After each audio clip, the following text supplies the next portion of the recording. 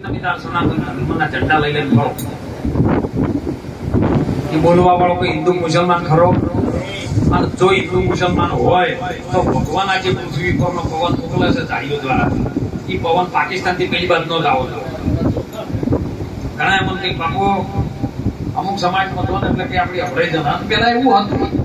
બાપાએ સુંદર વાત કરી, જ્ઞાતિ જાતિનો ભેદ ગુરુ મહારાજે રામદેવ પીરે સાહેબ બહુ મટાડી દીધો કે અમે હોય છે અભરાઈ જઈએ ને કે પછી તો પેલું વિડીયો બેઠા અચામ નાખી પોણી નાખી સ્વર્ગ નાખે.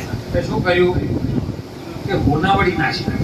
કેવી હોનાવડી નાખી કે જામ કે અપરિશેટ થઈ ગઈ છે ને અડી ગયા એટલે આપણે અપરિશેટમાં પગાડવી પડે. હું એને એમ કહું છું કે એ અપરિશેટ અડવા વાળો માણસ છે ગમે સમાજમાંથી હોય એ તો ધરતી પર રહેશે બીજા જોઈ રહ્યા છે મને કહો હે તો એ ધરતી ને અડેલો છે કે નહીં અડેલો? તો તમને અપરિશેટ આવતી હોય તો તમે ધરતી ને અડેલા છો કે નહીં? તો તમે ધરતી બહાર જતા તમારા શરીરને અપરિશેટ અડતી હોય તમે ધરતી બહાર જઈને વાતો કરો કે અમારી અપરિશેટ અડે છે. ઘણા અમારે હજી તો ગુરુમુખી થઈ ગયેલા ને અમે અમુક જગ્યાએ છે ને એટલે કે બાપા જમવા બેવું કે ના બાપ એ સમાજ ના આપણે ના બે તો તમને ગુરુ મહારાજે હજીમો સમાજ ખોસી રાખી છે. એક ધર્મ લાવો ચંદ્ર ને સૂર્ય જેને ધર્મ લાવે. ચંદ્ર અને સૂર્ય, અરે ચંદ્ર સૂર્ય તો ગગનમાં ચાલે. પેલા આપણે જૂના જમાનામાં નવરાત્ર આવતા એટલે ગરબા ગાતા હો કે રમતો રમતો રે જાય હાથ માનો આ ગરબો રમતો રે જાય એ ચાચરના ચોકે સોહાય હાથ માનો ગરબો રમતો જાય. તમે નિરીક્ષણ કરીને ખાલી આંખો બંધ કરીને ખાલી જોજો સાહેબ, આ સૂર્ય અને ચંદ્ર આ બ્રહ્માંડી આકાશનો ગોળો છે ને મોટો ગરબો છે અને તમે ચાચરના ચોકમાં ઉભા છો. કેવો ચોક છે? ચારે બાજુનો જે ચોક આવે એને ચાચર કહેવાય. ચાચર પેલી આપણે શીરો બનાવવાની પણ આપતી એમાં વચ્ચે ઉભા છો તમે. ગોળ છે આ બ્રહ્માંડનો ગોળો એ ગરબો છે. એ નવલખ તારલા સોહાય આત્માનો ગરબો ઘૂમતો જાય. અને જોવો સાહેબ સવારે તમે દિવસ ઉગે એટલે સૂર્ય આ બાજુ હોય ને હોજે આથમમાં ટાઈમ થાય એટલે આ બાજુ હોય. બોલો આ ગરબો ઘૂમે છે કે નથી ઘૂમતો? મને નક્કી કરજો. પણ તમને આની ખબર પડતી આ ગરબો ઘૂમે છે. અને પછી તો આરતીમાં કીધું છે અખંડ આદ્ય શક્તિ. આરતીમાં પેલા ગાતા વલ્લભ ભટ્ટની આરતી હતી સાહેબ, જય આદ્યા શક્તિ હે જય આદ્યા શક્તિ અખંડ બ્રહ્માંડ નિપજાવ્યા અને પડવે પ્રગટ થયા. જે ભગવાન પુરુષોત્તમ પૂર્ણ પરમાત્મા ચૈતન્ય રૂપી જે આત્મા છે પરમાત્મા છે એની અંદરથી એ બ્રહ્મમાંથી નીકળેલી એક શક્તિ છે એને બ્રહ્માંડમાં નિપજાવ્યું. નિપજાવ્યું એટલે ઉત્પન્ન કર્યું છે. એ બ્રહ્મની અંદરથી નીકળેલી શક્તિ અને શક્તિની જ પૂજા થાય છે સાહેબ. તમે એમ ન માનતા માતાજી મંદિરમાં કોઈ નથી અને કોઈ ના હોય તો ભગવાન કૃષ્ણજી કહી જાય હે અર્જુન કોઈની એ કણીથી કાનું પાડી દે. અને એવું બ્રહ્માંડ ની અંદર જો જગ્યા ખાલી નથી કે મારા નામ વગર ખાલી હોય. પિંડ બ્રહ્માંડમાં જોઈ લે તપાસી નામ સમૂહ બીજો કોઈ તો તમને અમુક ન તો કે માતા મઢે છે કે ના માતા તમે નહીં માનતા. વાતો ઘણા બધી ચર્ચના તો બધાય લઈ મારો એક સેવક જુઓ છે જબરદસ્ત કે બાપુ અમુક મેં નિરાત મહારાજ ના આચાર્યો છે એમ 2000 બાદ આવ્યું છે મારે. તું તારા મજા કે પણ સંતો સાચા હોય ને એનાથી ચેપતો રહે છે. પાછી બાધા પૂરી થાય એટલે મહારાજ શું કરે કે ભગવાન નો પાઠ કરો ને સંતો બોલાવો ભજન કરો પછી અનુવાર્યું કહો. અખંડ બ્રહ્માંડ, અખંડ એટલે જે ખંડિત નથી થયો એવો અખંડ રે ધણી છે તારા નામ બીજા મારે ખંડે ભર્યા. જે પરમાત્મા પૂર્ણ પરમાત્મા છે એ અખંડ છે, એ અવિનાશી છે, એ અપરંપાર છે. અને એટલો સંતોને શાસ્ત્રોમાં કહ્યું બ્રહ્માસ્મિ. હે અર્જુન આ વાત બધા ઋષિ મુનિઓ શાસ્ત્રો દ્વારા વેદો દ્વારા જે કરે છે એ વેદમાં હું છું, શાસ્ત્રોમાં હું છું, આ જળોમાં હું, તળોમાં હું, પૃથ્વીમાં હું, બ્રહ્માંડમાં હું. એ ક્યાંય નજર નાખી તો હું વગર કોઈ ખાલી નથી. પણ હું કેવી રીતનું છે બસ એને ઓળખવા માટે તારે માધ્યમ રૂપી સદગુરુની જરૂર પડે છે. ગુરુ બિન જ્ઞાન ન ઉપજે, ગુરુ બિન ન મટે મગનો ભેદ.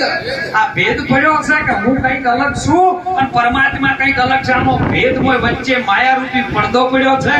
એ અજ્ઞાનતાના અંધારામાં સૂતેલો જીવ દશાને પ્રાપ્ત કરીને બેઠો છે. એટલે એને ઈશ્વરનું દર્શન નથી થતું. સે પોતે પણ એ દર્શન જેમ બ્રહ્મરૂપી શબ્દની અગ્નિ જ્યારે ગુરુ મહારાજની તળી જાય અને એ માયાની જાળ તૂટી જાય એટલે એના સ્વરૂપમાં થઈ જાય. હો સંતોએ નિરાત મહારાજ સુંદર વાત કરી છે. એક શબ્દ ઉપર ધ્યાન રાખવાનું થાય કે આ લહેરી તો સમંદરમાંથી ઉપડે છે પણ સમંદર સમાય છે ને એમાં ને એમાં. મન તું તારા ઠેકાણે બસ હરીને ઠેરાય પછી બીજો નહીં. આ તો ઠેરાયા મને બોલ કરતા હોય તો મારા અમુક શબ્દો છે ને હા વોફો નાખ્યો. ગાયો ભેંસો બકરા હોય ને એ ઠેરે તો બીજું આવે ન આવે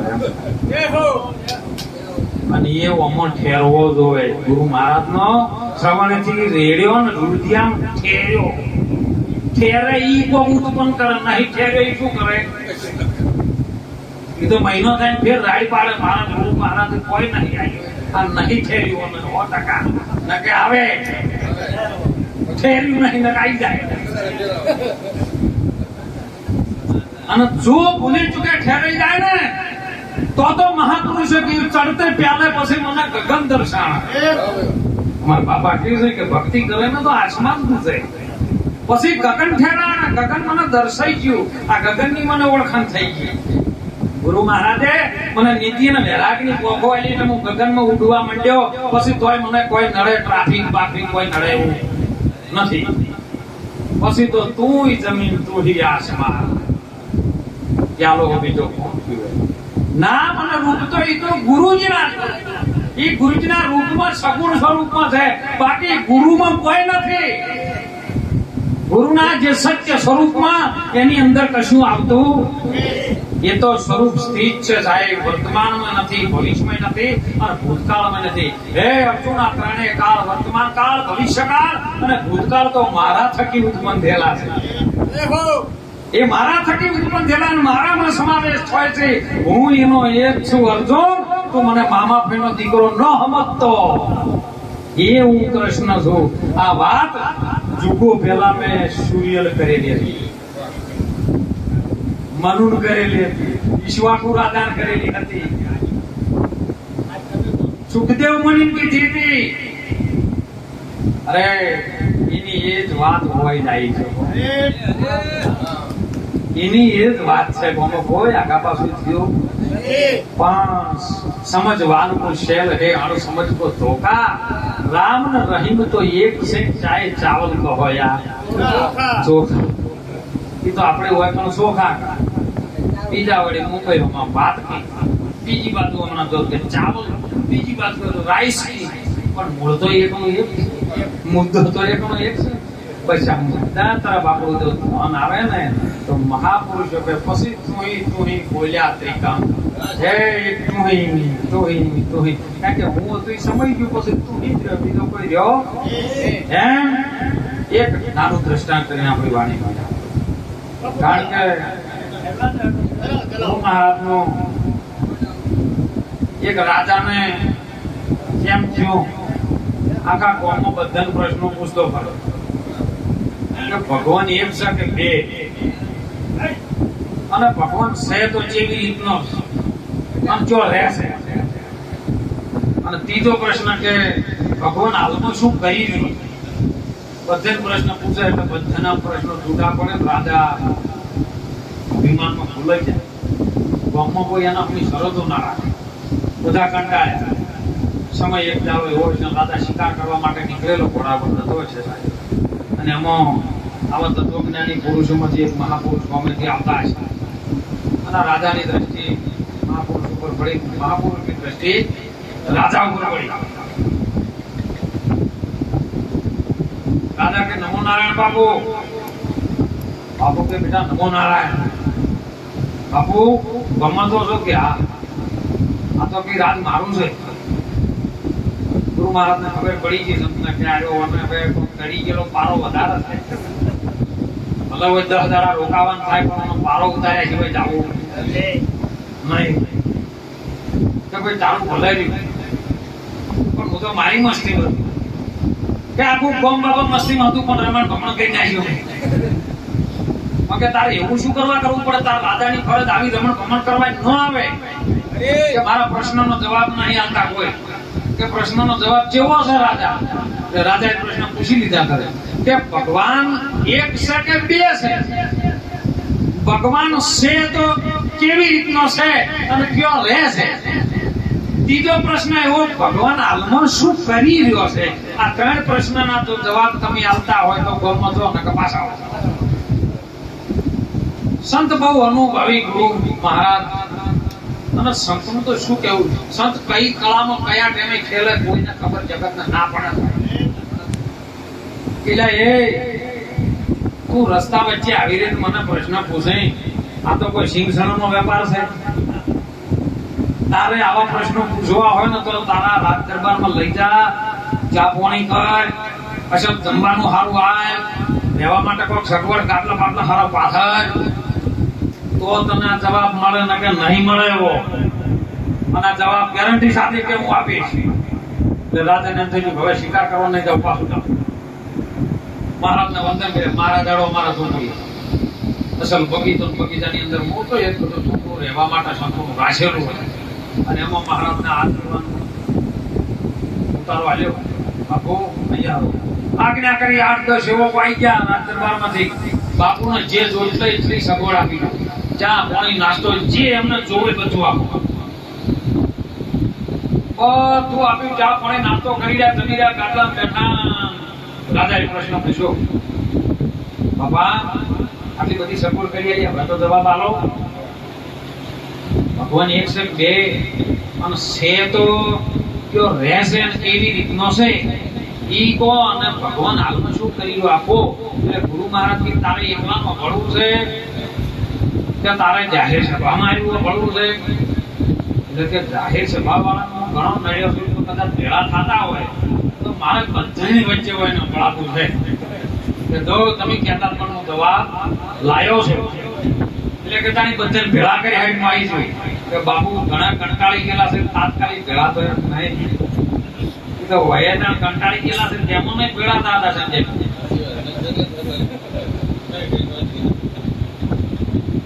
અને એ બચારા સોર્યા એ સેન વાગવા વાળા છે, તમે તમારું પોગરે ને કે પોગરે એવું નહીં થાય. એટલે કે અઠવાડિયું લાગશે તો કે બસ તને અઠવાડિયા સુધી તારે હોય લમણો નહીં કરવાનો, અઠવાડિયા કે તારે જવાબ આલવાનો હોય કે બાપુ હડો તમે ભરી સભામાં જવાબ, પણ અઠવાડિયા સુધી તારે હોય આપવાનું નહીં. સારું કામ અઠવાડિયા સુધી અને આખા ગામમાં તરતો ફેરવે. આખા ગામના નગરના લોકો કે કોઈ જવાબ આવ્યો, જવાબ મારે આયા ભાઈ રાજ છે અઠવાડિયા સુધી. પણ અઠવાડિયાનો જે કાળો હતો એમાં ગુરુ મહારાજ ગામમાં જોય એમાં એક ખેડૂત ખેતી કરે બહુ અભાણ પણ હૃદયનો ભોળો, સંતની સેવા કરે, ચા પાણી કરે, નાસ્તો કરાવે. ગુરુ મહારાજનું મન એ લાગ્યું સાહેબ, પ્રેમ લાગે. એટલે કે બેટા કાલ તું માગી આવ્યો એટલે આપણે હું અહીંયા દરું છું કે રાજાના મહેલમાં કે હા કે ના એ તો આપણે રાજા પાસે નહીં જાઉં ત્યાં બાર પાસે કહેવાનું. અઠવાડિયું ગુરુ મહારાજની તો સેવા કરી. ગુરુ મહારાજને છેલ્લો દિવસ બાકી હતો કે અઠવાડિયું થઈ જવાની તૈયારી છે, કાલે રાજાનું ભેળું કરી કરવાનો છે. પણ હે જે ખેડૂત હતો એને કીધું કે બેટા એક મારું કામ કરીશ કે બાપા અઠવાડિયામાં તમે મને બહુ સમજાવ્યું, મારું જીવન તમે સુધાર્યું, તમે કોઈ હું કરીશ તો કે જે મારો વેશ પહેરવેશ છે ને એ તારે કાલે પહેરી દેવાનો છે અને તારો વેશ છે મને તારે પહેરાવવાનો છે. બાપા આ તો હું ન થઈ શકું, હું તમારા જેવો સંત થઈ શકું નહીં. તો જો હું આ શબ્દ શું છે, સંત થાવું અને સંત હોય ઘણો ફેર છે. બની તો ઘણા દે છે, પણ જેમ છે એમ પ્રગટ થાય ને એ કંઈક અલગ છે. સાહેબ દાઢી વાળ કરો તો પેલા પહેરી દીધું, પહેરવેશ બધો પહેરી દીધો. પેલો રાજા ના ઓળખે કાઢ્યા સંતોષે કાઢ્યો. પેલાનો ખેડૂતનો વેહ હતો એ ગુરુ મહારાજ પહેરી દીધો. પણ કે બાપુ હવે મને તમારે જેવું તો કોઈ આવડે નહીં. ગુરુ મહારાજ કે તારે કોઈ કહેવાનું, રાજા પ્રશ્ન પૂછે એટલે તારે સીધું કહેવાનું કે આ તો મારો સેવક બેઠો યાદ છે. તો સેવક ને કેવો લઈ જવાની વાત છે. સંતનો ભાવ કેટલો, સેવક ને મારા સ્ટેજ ઉપર લઈ દરબાર બીજા ભરણ ભોજન બેઠા, રાજાએ પ્રશ્ન પૂછ્યો. હજારોની સંખ્યામાં બેઠી હતી અને પેલા પ્રશ્ન પૂછ્યો રાજાએ, ગુરુ મહારાજ મહારાજ વાતનો જવાબ આલો, ભગવાન એક છે કે બે, અને છે તો કયો છે અને કેવી રીતનો છે, અને હાલમાં શું કરી રહ્યો છે. આ ત્રણ પ્રશ્નના જવાબ આલો કે આજ છેલ્લો દિવસ તમને ફોસી ના મોકલે તો જવાબ ના આપો. એટલે ગુરુ મહારાજ ના વેશમાં જે પેલો બેઠો તો એને કીધું કે પેલો બેઠો મારો સેવક. આ તો પ્રશ્નના જવાબ તો મારો સેવક કે મારે કહેવાની જરૂર. હવે સેવક ના સ્વરૂપમાં ગુરુ મહારાજ એટલે દાદાએ પ્રશ્ન પૂછ્યો, ભાઈ સેવક ભગવાન એક છે કે બે? એટલા ગુરુ મહારાજ સેવક ના રૂપમાં હતા. એમને કીધું કે રાજા આવી રીતના પ્રશ્ન ના પૂછો. પ્રશ્ન એવા આકરા પૂછ્યા છે, તારે પ્રેક્ટિકલ કરવું છે કે ફોનથી સમજવું છે?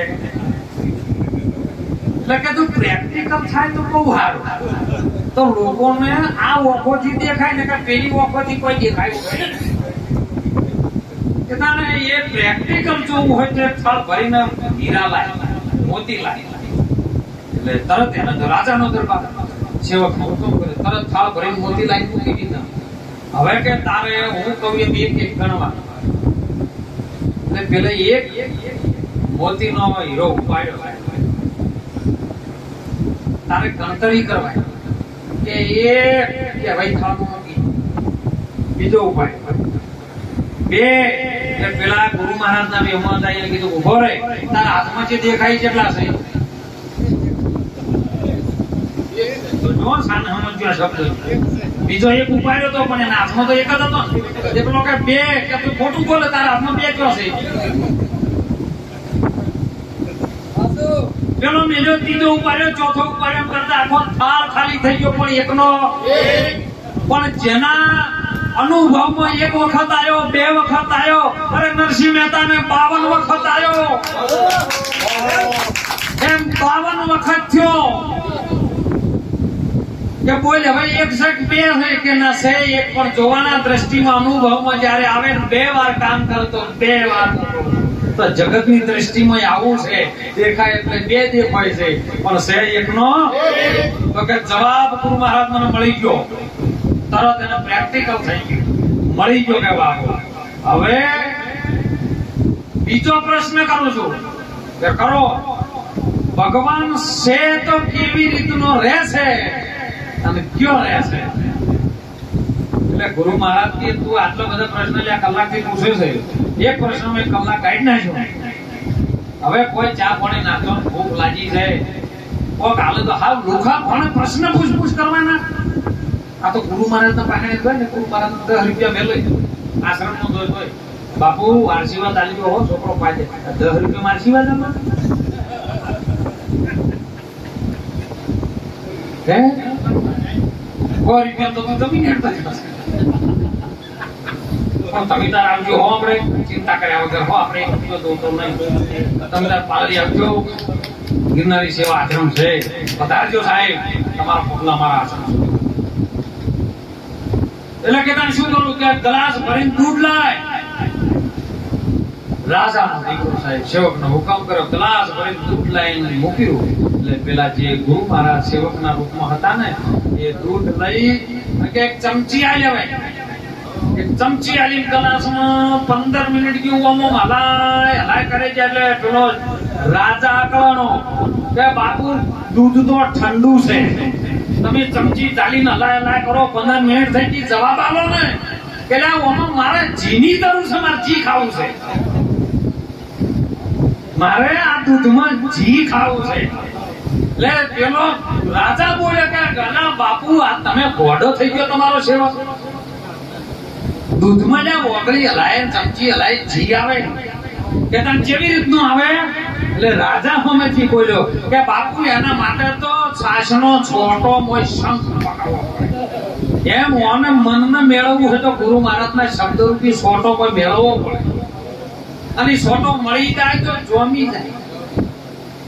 જોમી જાય પછી એને મંથન કરવું પડે રવાયાથી મંથન કર્યા પછી ગરથ બાગ આવે એને અગ્નિ હોમ તપાડી પછી લાવો તાણે ઘી આવે તો કે ઘી છે ખરું કે હા તો કે ભગવાન આવી રીતનો ઓમો છે પણ આવી રીતનું કરવાથી તને પ્રાપ્ત થાય છે બોલ તને જવાબ મળ્યો એટલે રાજા કે આ તો મારી પાસે જ હતો કે બધું તારા પાસે જ છે કે હવે તને ત્રીજો જવાબ હતો ત્રીજો પ્રશ્ન કરું છું ભગવાન હાલમાં શું કરી રહ્યો છે પેલો સેવક બેઠો હતો ને એને કીધું બાપુ એમ ના ચાલે તમે રાજા એટલે કોઈ જમ પૂછો અમારે દવા બાલ્યા કરવાના તમારે લેવું છે ને અમારે આવવું છે લેવા વાળાનો હાથ વામાં આવે અને હાલવા વાળાનો તો તમારે જો લેવું હોય તો ગાડી મૂકીને હોય ને એસે આવો ને હું એ બેહું અને પછી આવું પછી પૂછો આ રીત છે ગુરુ મહારાજની એટલે પેલો રાજા એ તરત જવાબ જોતો તો ગાદી પરથી ઉતરીને ભોય પેલા જો બેઠા હતા એ જો અને પેલો બેઠેલા ગુરુ મહારાજ હતા ગાદી પર બેઠા કે બોલો હવે શું કરે છે ભગવાન કે બસ આજુ જ કરે મારા જેવા ગરીબ ને ખેતરમાં મજૂરી કરતો હોય એને ઘડી વારમાં ગાદીએ બેસાડી દે તારા જેવા ગાદી વાળાને ભોય પછાડી નાખે ભગવાન આ કરે છે બચ્ચાને ગુરુ મહારાજે આજુ કરે તો તમે ખાલી પારખવાની દ્રષ્ટિ અને જો કદાચ હૃદયમાં ગુરુ મહારાજની સાચી નિષ્ઠા વિશ્વાસ જો બેહી જાય ને તો એનું નિષ્ઠાનું ફળ આવે નહીં ફળ પ્રાપ્ત કરવા માટે ગુરુ મહારાજે આપણને મનુષ્યોનીનો અવતાર ધારણ કર્યો બધું મળે પણ મનુષ્યનું શરીર મળતું મનુષ્ય ગુરુ મહારાજના ચરણે ગયા પછી અવતરણ થાય છે મનુષ્યનો જન્મ ના થાય ગુરુ મહારાજના શરણે જો એટલે ગુરુ મહારાજના જન્મ પછી ગુરુ મહારાજ જે વચનથી તમને પ્રકાશ કરી આલે એનાથી તમારો અવતાર થાય એક શરીરનો જન્મ થાય છે માના કુખે અને બીજો અવતાર થાય છે ગુરુના મુખેથી અને એ મહાપુરુષો આપણા સંતો આપણને વાતે વાતે ટકોર કરીને જીવોનો ઉદ્ધાર કરવા માટે રાત દિવસ જે મહેનત કરે છે એ સંતો તરફ ઘસારો રાખજો વિશેષ દરેકને હાથ જોડીને વિનંતી કરું છું આધ્યાત્મિક સિદ્ધાંત કદાચ કોઈને ઉતરે ન ઉતરે જલ્દી ઉતરે એવું નહીં કારણ કે ટેકનોલોજીના મોબાઈલમાં અત્યારે માણસ એટલો બધો ફસાઈ ગયો છે પેલો ટેલિફોન દોયડા વાળો હતો અને હું ભમાતા